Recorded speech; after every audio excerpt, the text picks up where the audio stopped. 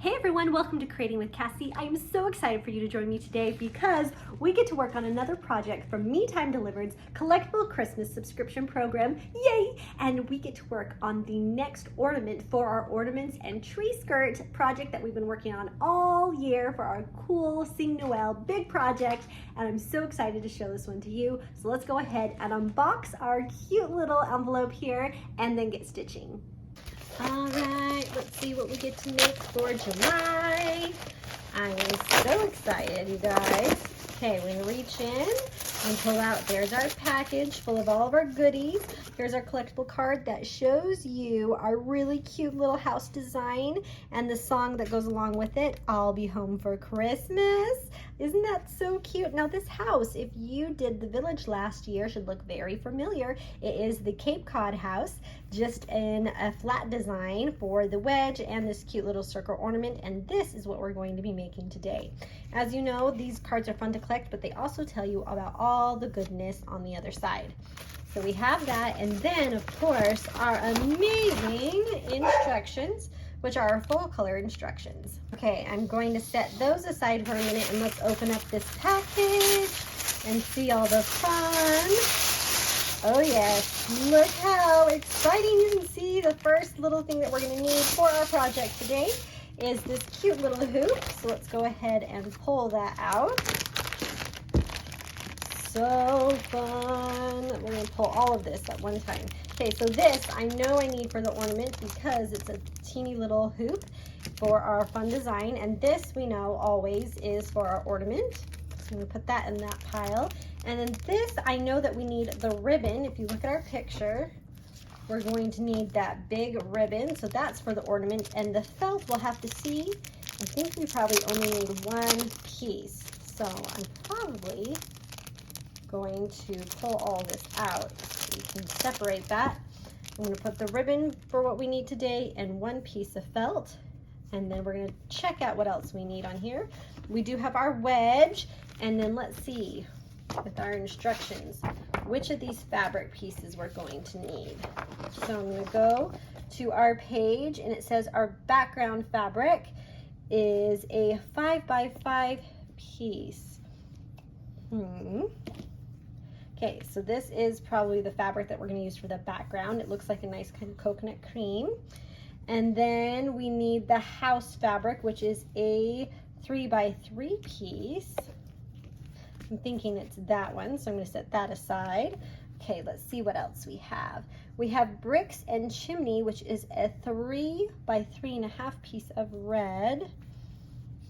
Let's choose that one. Actually, this one's too big. That's probably the house on the wedge. I'm going to switch it for this smaller one because that's probably the one for our ornament. Okay, and then we need a back fabric, which is this beautiful thing. I'll put that right there. And then let's see, we need our pine tree embroidery felt, so it did call for just one of those, so we did good there. The other one is for the wedge design. And then the bamboo hoop, the twine, the red ribbon, the wooden bead, and then we are good. Okay, so the rest of all of this fabric and our really fun glitter is for the wedge project. So I'm gonna go ahead and take our plastic, tuck that back in there with the wedge so I can save it until I make that part of our project. And then I know that I'm only working with the pieces I have already set aside. All right, so there's a little bit of prep work that needs done. I'm going to double check my cut sizes, and then I'm going to starch and press the 4 pieces of fabric that I have. You don't have to starch and press that felt, and then we're going to be ready to get stitching. So you can use whatever starch you like. This is the one that I like to use. I think you can get it at the Me Time store. And you're just going to lightly spritz your fabrics, and then you're going to press them until they're dry. And we want to do that so that they behave really nicely and they don't bunch or fold on us while we're stitching. I've already hooped our light mesh cutaway stabilizer, and I've loaded my embroidery file, which you can find at your Me Time Delivered library, and I have it in my machine ready to go, and I've grabbed my cream color thread. So if you remember right, Sing Noel had a thread kit, but one of the threads that they assumed everybody had and was not included in that thread kit was a cream color. You were just supposed to pick one that you were going to use the whole time. So I'm going to put my linen color in that I will need for the first color, and because it won't matter on the first 2 stitches that we do if you see the color or not, so I'm just going to start with my linen, and it's really light anyway. So I'll put that in my machine, and then we can go ahead and start stitching. So we're going to start off by stitching our background placement line directly on the stabilizer, and then we're going to put our background fabric. Okay, so for the project, you have 2 pieces of fabric that are the exact same size. Okay, so the one that we're going to use for our design is the one that has a really pretty kind of florally look, and then the solid one is what we're going to end up putting on the back of our project. So we're going to grab the really pretty one right now and put it over our background line that we just stitched, and we're going to smooth it in place. Grab some of our Kimberbell paper tape, and we're going to tape it in place just there, and then on the top. If you feel like you want to, you're welcome to put some on the sides if it just makes you feel more comfortable. And then we can go ahead and stitch the background fabric tack down line. And this is in, it doesn't matter what the color is, so I'm glad that I just have the cream in there. It'll be nice and simple and not seen. And we'll go ahead and let it stitch.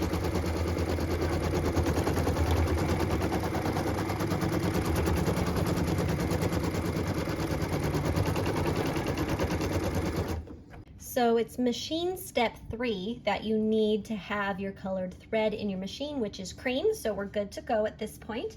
I'm going to stitch the house placement line, and we're going to do that right in the center of our cute little circle, and then we'll go ahead and put our house fabric on.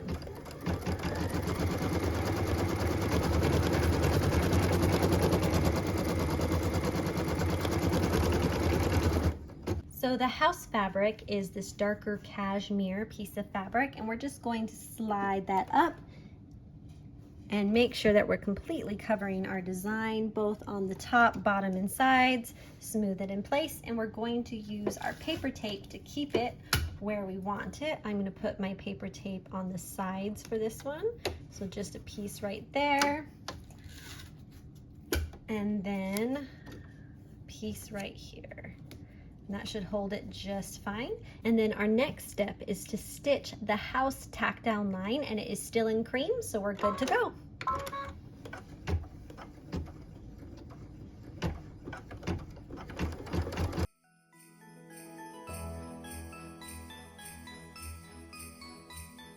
All right, there's our cute little house design, and this next step is optional. I'm going to take a fray product. This is one that I'm using is Fray Check, and I'm going to apply it around the house.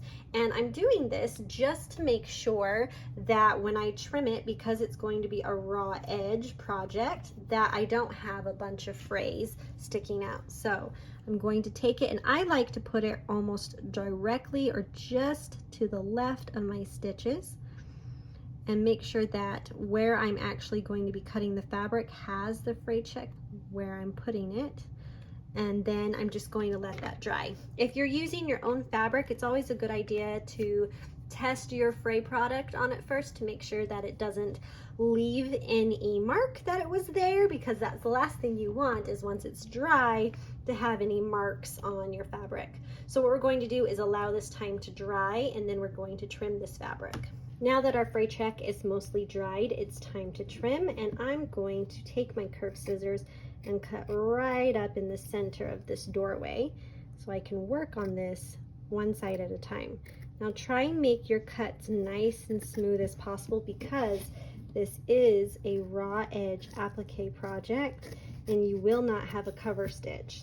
So when I do raw edge, I try not to fully close my scissors, but to kind of glide cut as much as I can, but not choppy cut either. So it's kind of a balance between the two.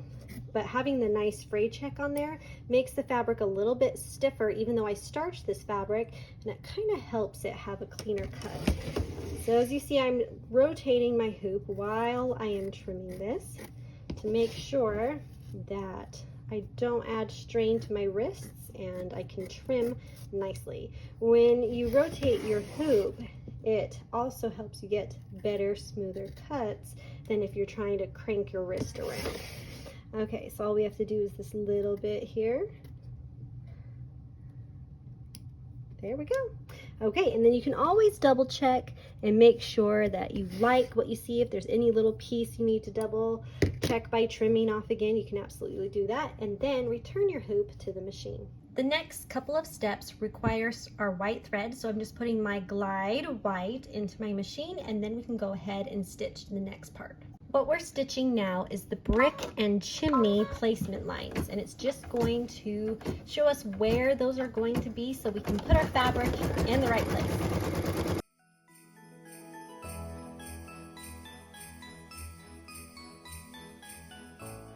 Okay, now that we have our placement line stitched here just under the house and up here for the chimney, we're going to take our red fabric, slide it onto our project, making sure that we're covering those placement lines completely, and then we're going to tape it in place. This helps the fabric not wiggle or slide while we are stitching, especially since we're stitching things in two different areas. So I like to smooth it back down, tape it in place, and then we are stitching this next bit in white, and we're going to be stitching down the brick tack down lines and the chimney tack down line.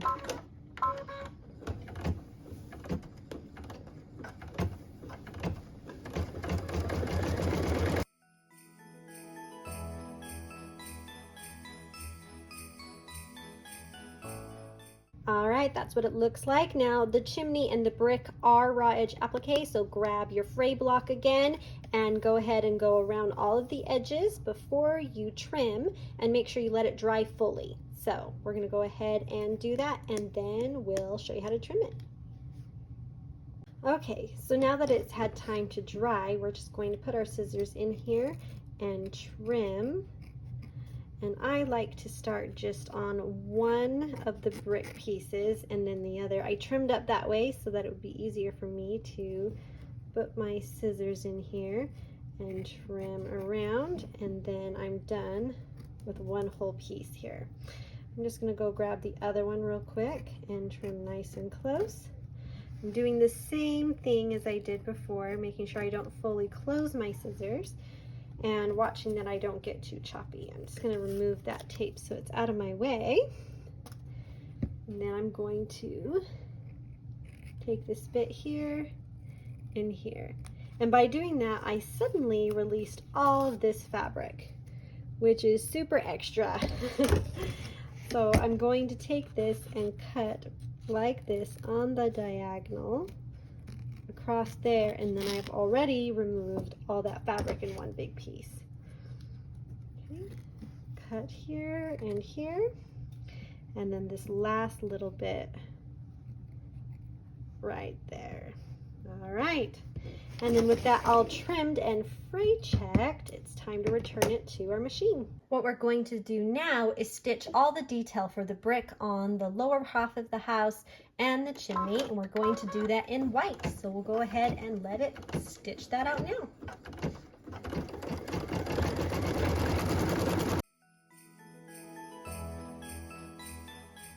Isn't that cute little brick detail amazing? I absolutely love it. It's adorable. Okay, so the next thing we need to do is change our thread. We're gonna grab our shadow or your dark gray color that you have from your own stash.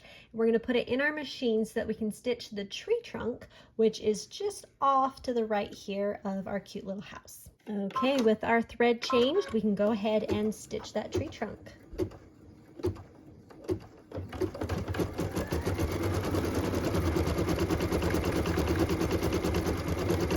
The next thing that we get to stitch are the window fills, and we're going to do that with our super light blue. It's Cloud from Glide if you got the Sing Noel thread kit. If you're using your own stash, just use a light colored blue. I'm going to go ahead and put that into my machine, and then we will start stitching those windows. Okay, what we're going to stitch is 2 square windows right here and a circle window up there. All right, let's go ahead and stitch it.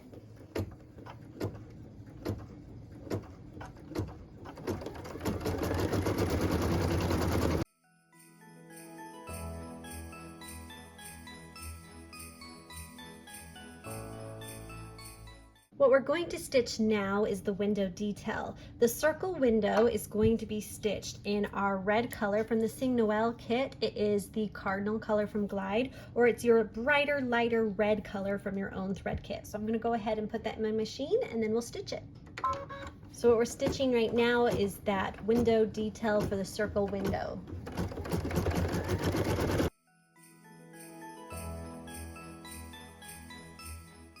Time to change our thread again. We're going to grab our light brown color. It's the oyster color from the Sing Noel thread kit, or your light brown color from your own stash, and we're going to be stitching the detail on the 2 laurel windows and then the next couple of things as well. So we're going to put this in our machine for a good little while. So machine step 11 is stitching the 2 square window detail.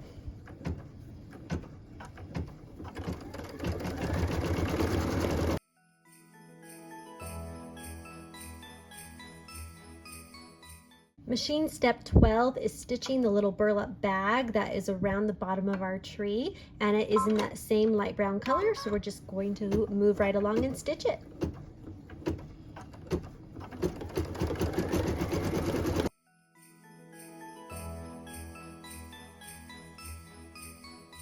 There you go. What a cute little burlap bag. I really love it. Okay, our next step, which is machine step 13, is stitching our door fill. So it's just going to fill all this in for us, and it's in that same light brown color. So we can go ahead and just stitch it.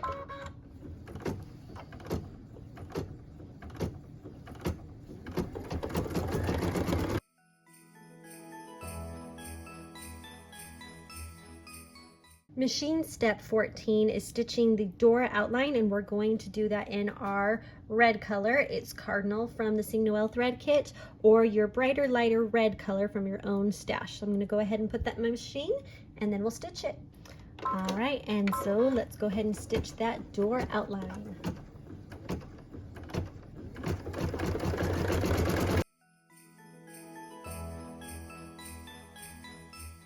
There is the cutest little detail on our burlap sack, so we're going to grab our shadow, or your dark charcoal, dark gray color that you have from your stash, and put that in our machine so that we can stitch that cute little bow detail on that burlap bag.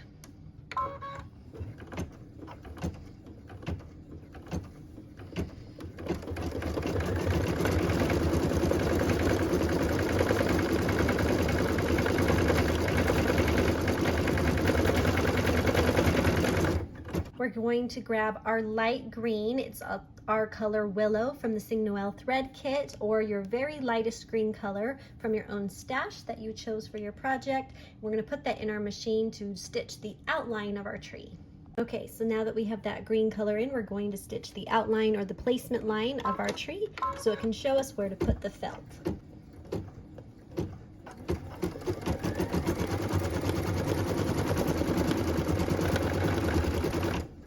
So with that stitched already, we're going to take our felt, slide it over our project, make sure we smooth it in place, and then we're going to hold that down with some paper tape.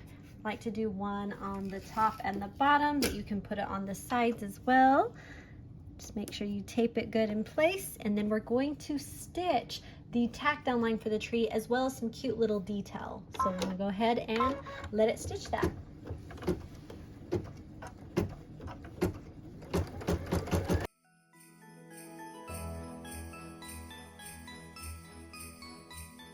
There it is, looking pretty cute. Now you'll notice there are a couple of jump stitches. That's totally fine. We'll take care of that in a minute, but we can take it out of our machine and go and trim it up. So something to keep in mind is that this felt is also raw edge applique. There's not a cover stitch, so keep that in mind when you're trimming.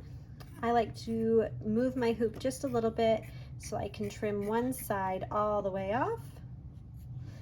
And then I like to switch it the opposite way so that I can trim the other side. And I'm not worried about the details of the tree completely right now. I'm going to catch all of that in a second. So you can leave it like this, or you can come and cut in with a little bit of the wiggle of the tree just to give your felt more detail, or you can leave it fluffy. It just depends on what you want your tree to look like. I'm going to take off a little point right there, and I'm going to grab, this is one of those like things that you get the fuzzies off of your clothes. I'm just going to have that help me clean up that tree. And there we go. We can return our hoop to the machine. Machine step 18 is stitching the cute little leaf detail here on the door, and it's in that same light green color, so we can just go ahead and stitch it.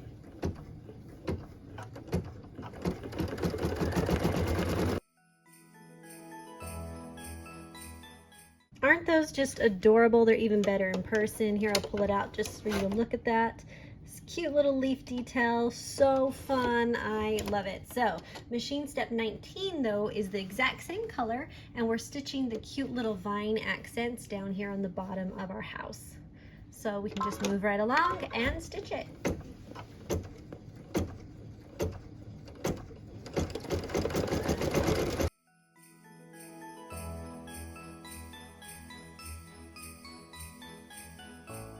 Look at that cute little detail. It just adds so much. Okay, so it wouldn't be Christmas unless we had some holly berries to go with our cute little holly leaves on our door. So we're gonna go ahead and put that red color that we've been using this whole time back into our machine, and then we can stitch it. So what we're stitching now are those holly berries on the door.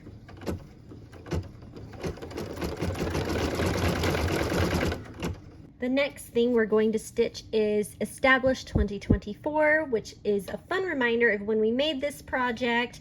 And so we're going to go ahead and put our shadow or our dark gray, dark charcoal color into our machine, and then we'll stitch it. All right, here we go, stitching that Establish 2024. And I really love having that on these ornaments somewhere and on my tree skirt, just so it reminds me about when I made this project, and I can see myself in like 10, 15 years asking myself, when did I make that again? It's so cute. So I'm excited to have that on here.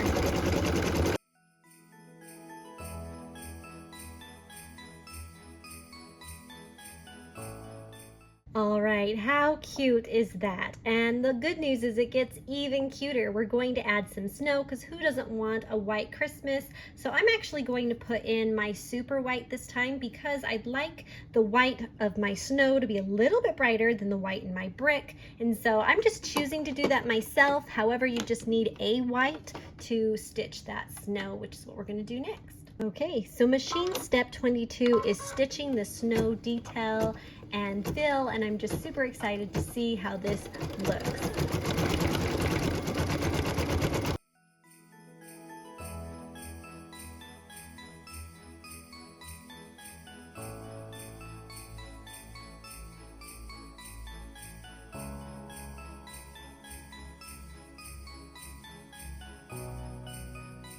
We are at our second to last stitch, woohoo! And what we're going to be stitching is the doorknob. Our instructions say to do it in white, but in all honesty, you could have a ton of fun stitching it in any color. I'm just doing this in my super white.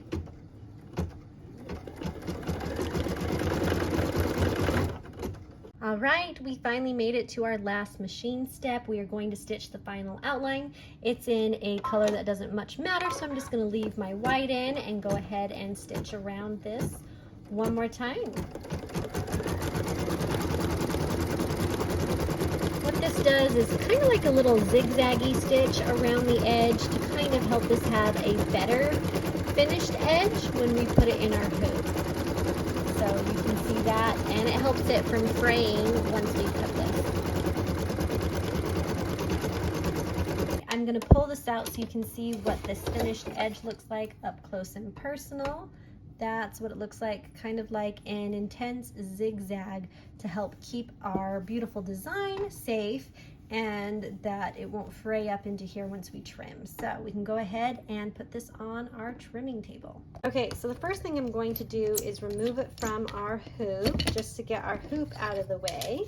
And then we're going to do our detail trim work, which I'm going to trim all of the jump stitches and things like that that we had happen while we were doing our project. There's a little bit of jump stitches right here at our 2024. So we're just going to grab it with our tweezers and trim.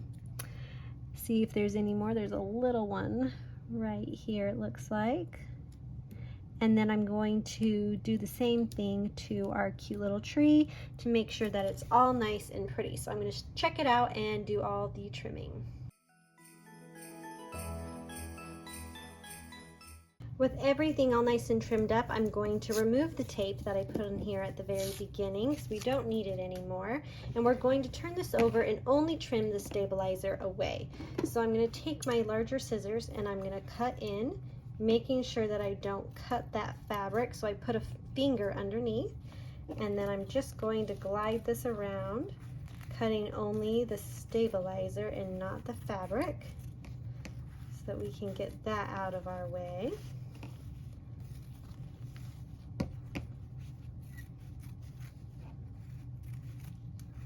Just like this. Okay, so then it looks like that on the back and like this on the front. Okay, so we're going to make sure we give our project a nice press. So I'm going to take my pressing cloth and completely cover my project, and I'm just going to press it really good. We want it to be nice and flat. This is kind of its one chance to be pressed really nicely, so spend a couple of seconds on getting it nice and flat. And after you feel pretty good about it, go ahead and remove your pressing cloth and give it a second to cool down. So now that it's been pressed, we're going to turn it over so that the back side is here, and we're going to take our back fabric and we're going to place it over our project. Now we do this just so that it has a nice look when it's in our hoop and not just the stitches sticking out. What I'm going to do is I'm going to get my temporary adhesive, and I'm going to turn this back fabric into a giant sticker so that when I stick it on, it doesn't want to go anywhere. So I'm going to spray it just off screen so that I don't get spray on my cutting board. And now this has a sticky layer, so that means when I put it on here, it's going to hang out there for a little while, which is exactly what I want. And so now they are adhered together, and they're going to hang out there until I'm finished with them. So then we need to take our hoop and we're going to loosen it right here with the screw. I always forget which way it goes, just so that they can move apart. And you want to open it pretty wide so that you have plenty of room for the fabric. You have to remember you're putting fabric in there. And so then we're going to take this piece and keep it on the back side and try and center it best we can on our design. And then take the front hoop, make sure it has some good wiggle room, and we're going to eyeball and center this as best we can, and then just push it over our design. Make sure it's nice and steady. I like how that looks. This is the moment to adjust it if not, and then go ahead and screw this in nice and tight so that it doesn't go anywhere. Once we feel like our project is nice and tight in the hoop, we can turn this over and we can trim away the excess fabric. Now we have to remember that we did put those stitches in, so this should prevent any fraying. So we just kind of come in and cut around nice and close. And you can go ahead and spend some time making this look super pretty, but the first thing you got to do is get the bulk of it out of the way. So I just kind of rotate the hoop while I'm trimming. Make sure you don't cut on that metal piece, otherwise you'll be sad about ruining your scissors. I'm going to just remove that excess fabric. So yeah, it's a little rough right now, but you can come in and smooth that out later. Cut all the way around.